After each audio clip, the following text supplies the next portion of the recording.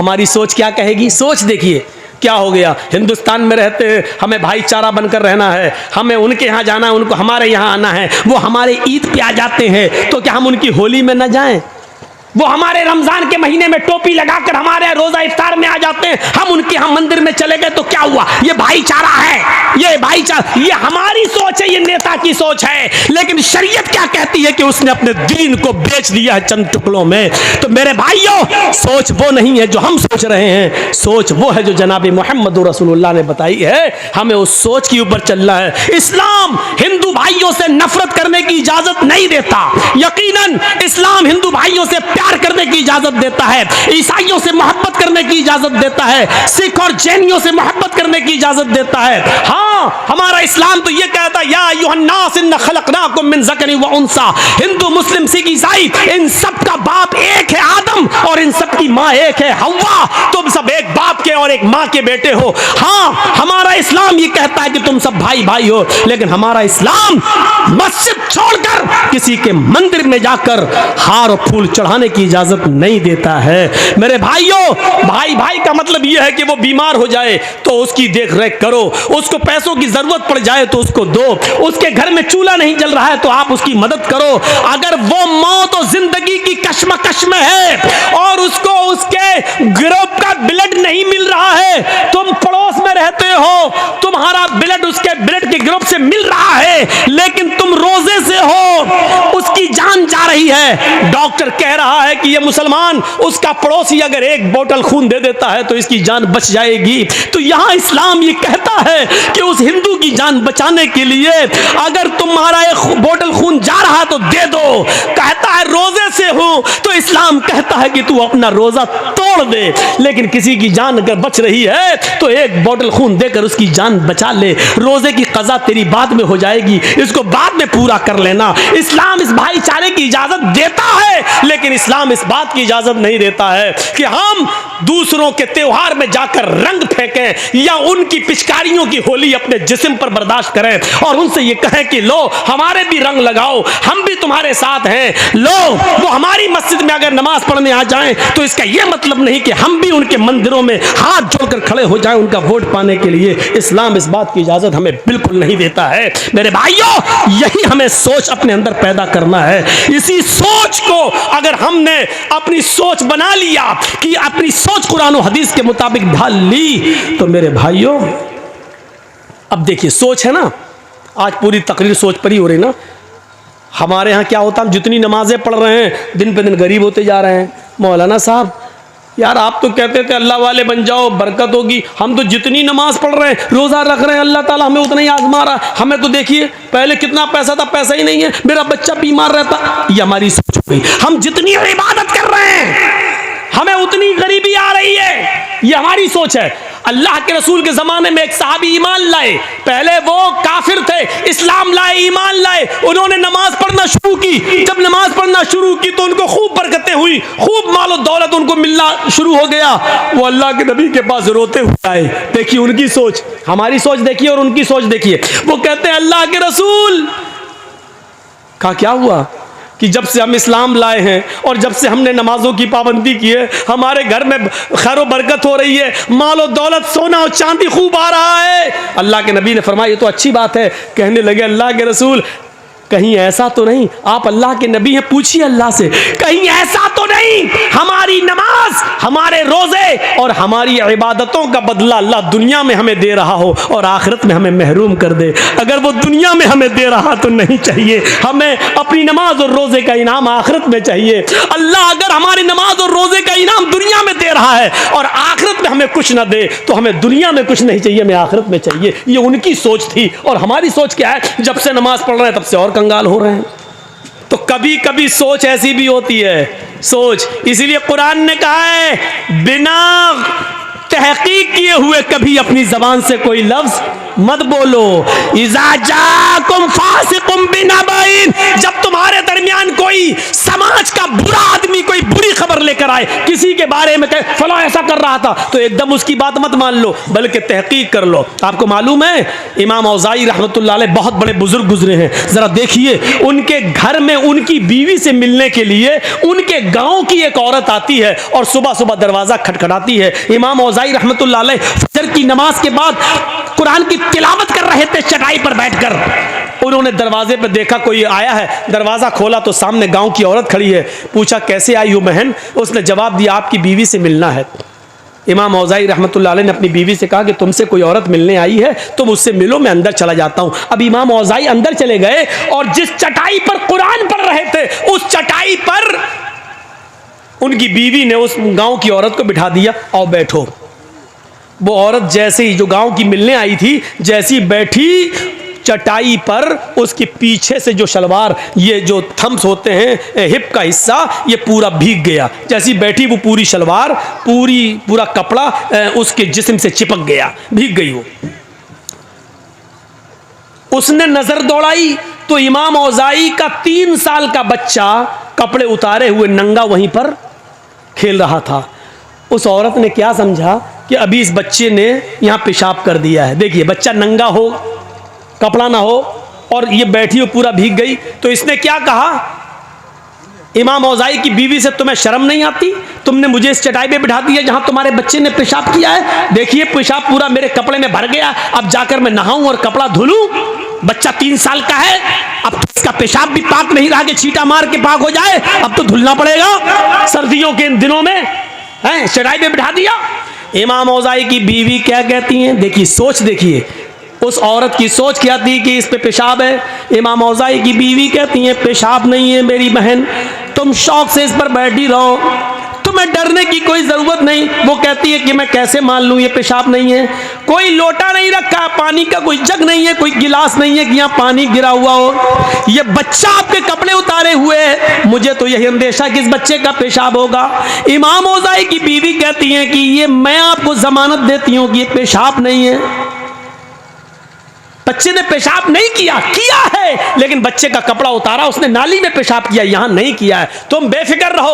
उसने कहा इमाम औज़ाई की बीवी से ये पेशाब नहीं है और पानी भी नहीं है, तो फिर है क्या? पहले मुझे बताओ, मुझे सेटिस्फाई करो। इमाम औज़ाई की बीवी कहती है जब तुम मान नहीं रही है तो अब मुझे तुझे बताना पड़ रहा है कि ये क्या है। सुन, जब तू नहीं मान रही है तो सुन।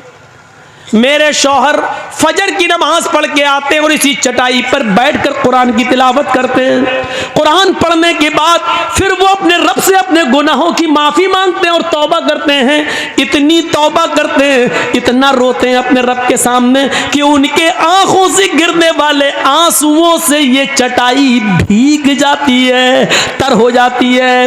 मेरी बहन, तुम जिस चटाई पर बैठी हो और जिस चटाई के से भीग गई हो, ये मेरे बच्चे का पेशाब नहीं है, ये पानी नहीं है, ये मेरे शौहर के आंखों से गिरने वाले आंसू हैं, जो अल्लाह के खौफ से और अल्लाह के डर से रोते हैं, जिस आंसुओं से तुम्हारी शलवार भीग गई है। देखा आपने वो क्या सोच रही थी और वजह क्या निकली है। जरूरी नहीं हम किसी के बारे में कुछ सोचें, जरूरी नहीं कि हम किसी के बारे में जो सोचें वो सही हो सकता है कि हमारी सोच गलत हो। इसीलिए कुरान कहता है रज़ान ज़िक्री फ़इन्ना लहू मईशतन ज़ंका, जो मेरे जिक्र से मेरी नमाज से एराज करेगा, यानी आजान के वक्त मस्जिद में नहीं आएगा, खेत में लगा हुआ है, खेती कर रहा है, बाजार में लगा हुआ है, मार्केटिंग शॉपिंग कर रहा है, हाँ चाय पीने में लगा है, होटल में बैठा है, आजान की आवाज सुन रहा है लेकिन मस्जिद की तरफ नहीं जा रहा है, आजान की आवाज सुन रहा है, कैरम बोर्ड खेल रहा है, आजान की आवाज सुन रहा है, लेकिन वो अपने मशगले में अपने काम को नहीं छोड़ रहा है। इसको कहते हैं कि उसने नमाज से एराज किया है।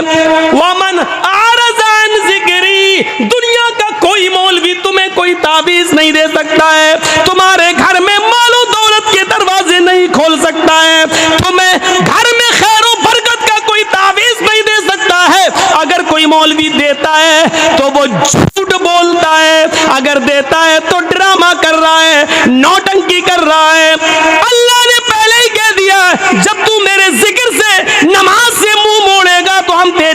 रोजी को तंग कर देंगे। अब तू चाहता है कि हमारे घर में खैरो बरकत हो, अगर तू चाहता है जो कमाता है वो पैसा रुके, तो नमाज को पाबंदी के साथ अपने वक्त पर पढ़ना शुरू कर दे। जब तू अल्लाह के जिक्र का ख्याल रखेगा, नमाज का ख्याल रखेगा, तो तेरी रोजी में तंगी नहीं आएगी, तेरी रोजी में बरकत होगी। ये इलाज बताया है अल्लाह तबारक व तआला ने रोजी में बरकत का। जा रहे हो कठमुल्लों के पास, ये तुम्हें क्या देंगे? जो खुद 5-6 हज़ार रुपए महीने पे बेचारे नमाज पढ़ाने वाले, वो आपसे और ले लेंगे। 100 रुपए दो, हमने तुम्हें तावीज़ दिया है। 51 रुपए दो, 101 रुपया दो, हमने तुम्हें इतना अच्छा, इतनी मेहनत करके तावीज़ बनाया। उनका तो रोजी रोटी इसी पे चली रही है, वो तुम्हारे घर में रोजी और रोटी के दरवाजे क्या खोलेंगे? व मन अरज़ अन ज़िक्री। अब सुनिए अल्लाह के जिक्र से एराज़ करने वालों का अंजाम क्या होता है, नमाज को नमाज के वक्त पे न पढ़ने वालों का अंजाम क्या होता है, वो भी सुन लीजिए। सन 1995 की बात है, 1995 की तकरीबन। सुनिएगा गौर से, ये वाक़या हमारे और आपके दिलों को झंझोड़ देगा। ये बात कब की है? सन 1995 की, 1995। 21 साल ये, 5 वो, तकरीबन 26 साल पुराना वाक़या मैं बता रहा हूँ। सुनिए, गाजियाबाद से बाई रोड की बात कर रहा हूँ, बाई रोड, जब आप लखनऊ से कटते हुए, बरेली होते हुए, मुरादाबाद होते हुए जब आप गाजियाबाद जाएंगे, और गाजियाबाद से जो सड़क दिल्ली की तरफ गई है, बीच में एक एरिया है, गांव है, उसका नाम है लोनी। मशहूर जगह है लोनी, मुसलमानों की बस्ती है, काफ़ी मुसलमान उसमें रहते हैं, और बहुत अमीर और पैसे वाले लोगों की बस्ती। उस बस्ती में, लोनी के अंदर, 2 सगे भाइयों की शादी होना थी, दोनों सगे भाइयों की शादी। और जिस गांव में बारात जाना थी वो एक ही गांव है, एक ही गांव में, लड़कियां अलग अलग थी, लेकिन बारात एक ही गांव में जाना थी। तो शादी से, जैसे कल सुबह बारात जानी है, कल दोपहर में या 4 बजे के बाद, असर के बाद बारात जानी है, तो एक रात, यानी उससे एक रात पहले इन दोनों नौजवानों ने सोचा कि इस रात को रंगीन बनाया जाए, खेल तमाशा किया जाए। तो ये दोनों नौजवान दिल्ली से कुछ तवाइफों को लेके आए। अब तवाइफ तो नहीं बताना पड़ेगी, वो तो समझते ही है। तवाइफों को लेके आए, और वो तवाइफ गाड़ियों से लाई गई, यानी इस आदमी ने अपनी गाड़ी से बुलवाई, पैसे वाले लोग थे। ईशा की नमाज, अजान के बाद, नमाज के बाद दौर चलता है शराब का, दौर चलता है नाच और गाने का। इस लड़के ने अपने यार दोस्तों को बुलाया, दोनों लड़कों ने अपने घर में दावत दी। मिनट मिनट पर चाय बनी, मिनट मिनट पे शराब आ रही है, मिनट मिनट पर दौर चल रहा है, और वो तवाइफें नाच रही हैं, डांस कर रही हैं, अपने जिस्म की नुमाइश कर रही हैं, गाना गा रही हैं, और देखने वालों की आंखों को ठंडा कर रही हैं अपने जिस्म को दिखा दिखा कर। ये नाच और गाना इतनी देर चलता है, इतनी देर चलता है कि टाइम का पता नहीं चलता। वहां फजर की अजान की आवाज आने लगती है। इन दोनों लड़कों के घर से लगी हुई मुश्किल से 300-400 कदम की दूरी पर मस्जिद है। उस मस्जिद से मुअज्जिन ने अजान देना शुरू कर दिया, अल्लाहु अकबर, अल्लाहु अकबर। ये फजर की नमाज का वक्त है। ये वो वक्त है कि चिड़ियां भी अपने घोंसलों में उस वक्त बेदार हो जाती हैं और चहचहा कर ची ची बोलते हुए अपने रब की तस्बीह बयान करती हैं। युसब्बिहु लिल्लाहि मा फिस समावाति व मा फिल अर्ज़। सुबह के दरख्तों के पत्तों की से चलने वाली हवा भी अल्लाह की तस्बीह बयान करती है।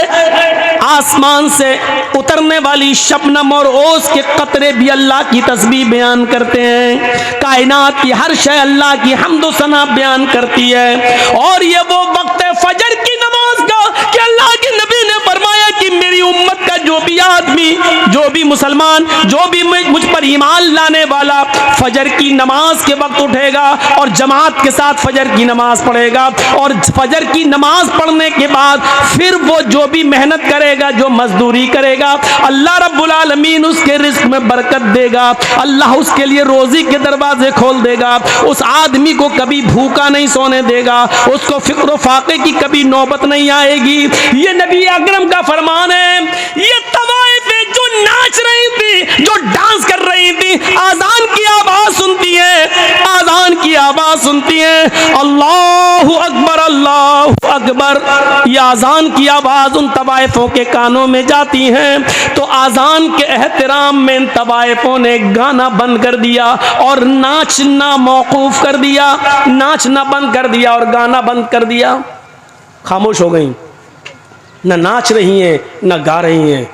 इन दोनों लड़कों ने देखा कि इनके पायलों की छनकार रुक गई है, इनके पैर जो अभी जमीन पर थरक रहे थे वो रुक गए हैं, मुंह से सुरीली आवाज में जो गाने की आवाज आ रही थी वो गाने रुक गए हैं। तो इन दोनों नौजवानों ने कहा क्या हुआ?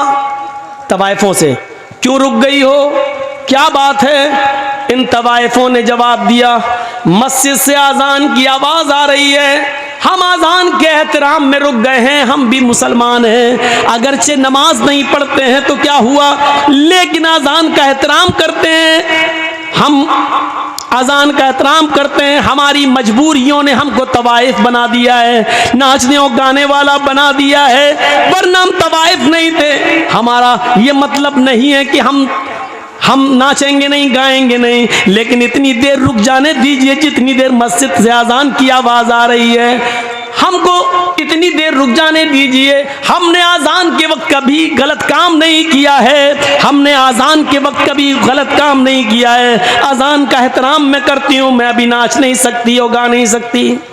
इन दोनों नौजवान लड़कों ने जो जुमले कहे वो सुनो क्या थे। इन दोनों नौजवान लड़कों ने जवाब दिया, सुनो सुनो गाने सुनने वालों, सुनो टीवियां देखने वालों, सुनो मोबाइलों में 1 GB और 2 GB मिलती है तो पूरी फिल्मों में और ड्रामे देखने वालों।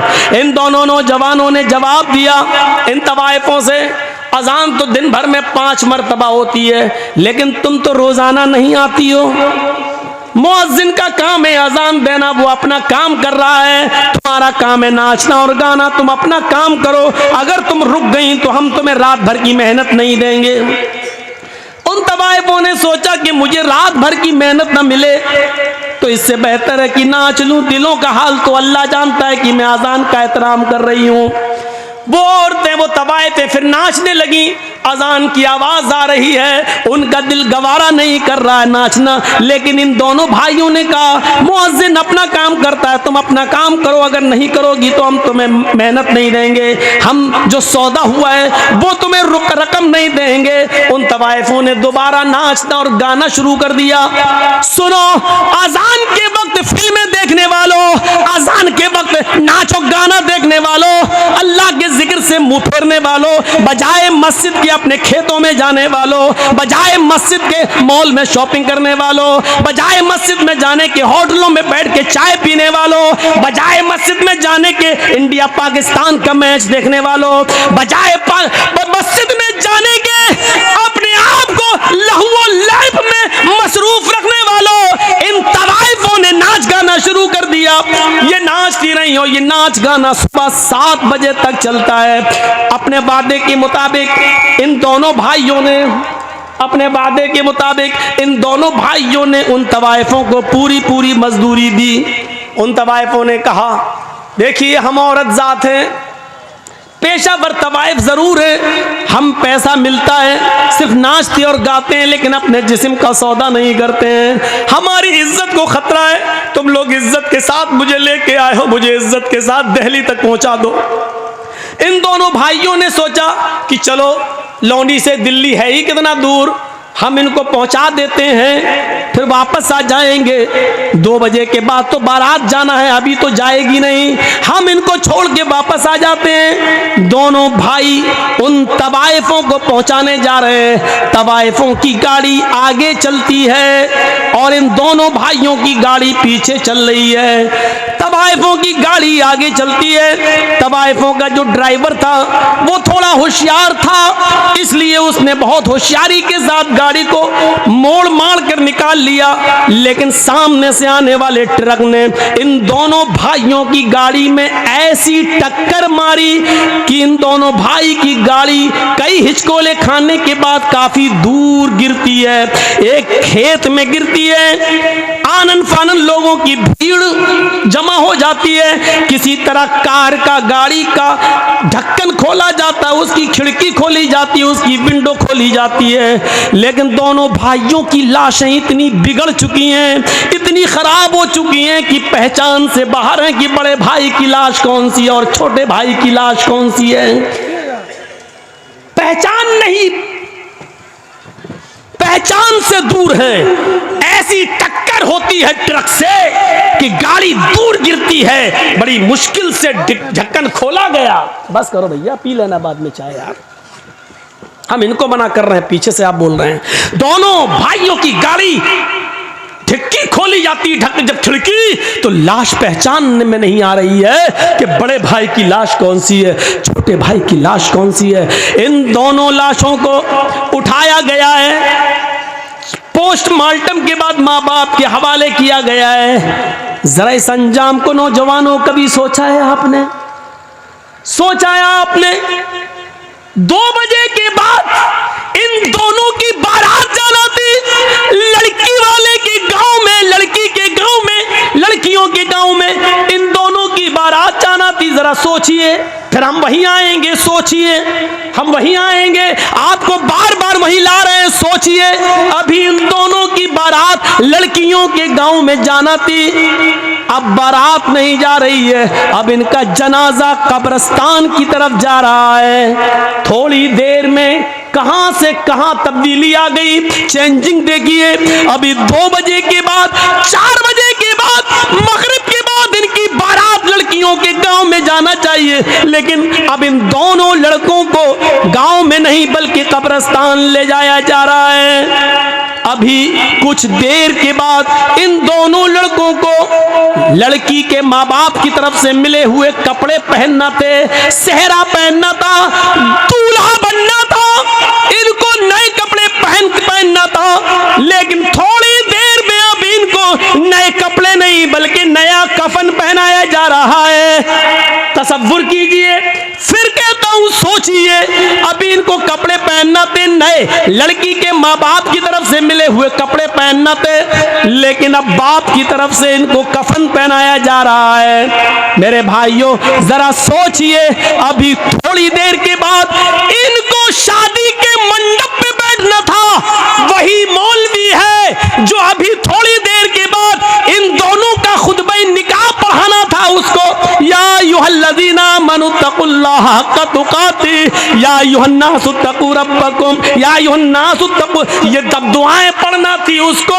अभी खुतबा निकाह में ये आयतें उसको पढ़ना थी, लेकिन अब वही मौलवी खुतबा निकाह के बजाय अल्लाहुम्मा अग़फ़िर लिहय्यिना व मय्यतिना व शाहिदिना व गायबिना व सगीरिना व कबीरिना पढ़ रहा है। आपने सोचा है, आपने कभी गौर किया है, ये है अल्लाह के जिक्र से एराज़ करने का अंजाम। वमन अअरज़ अन ज़िक्री फ़इन्न लहू मईशतन ज़ंका। कितनी खामोशी के साथ सुन रहे हैं अभी आप।